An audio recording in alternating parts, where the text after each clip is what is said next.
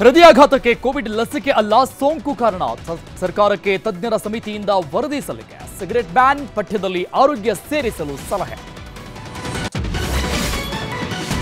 ಮತ್ತೆ ಮೇಕೆದಾಟು ಜಟಾಪಟಿ ಶುರು. ತಮಿಳುನಾಡನ್ನ ಒಪ್ಪಿಸಿದ್ರೆ 5 ನಿಮಿಷದಲ್ಲಿ ಕ್ಲಿಯರೆನ್ಸ್ ಎಂದ ಎಚ್ಡಿಕೆ ಹೇಳಿಕೆಗೆ ಜೋಶಿ ಬೆಂಬಲ. ಸಚಿವರು ಕೆಂಡಾಮಂಡಲ.